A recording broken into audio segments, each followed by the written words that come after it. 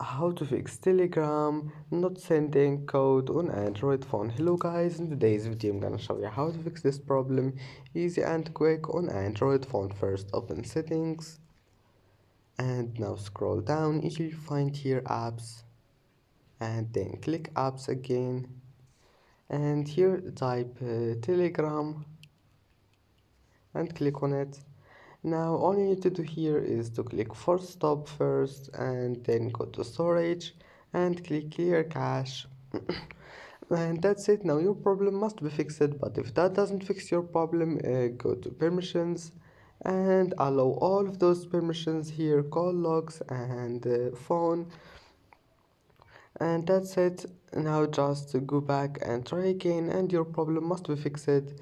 Don't forget like and subscribe, and thank you for watching this video until the end, and see you in the next video.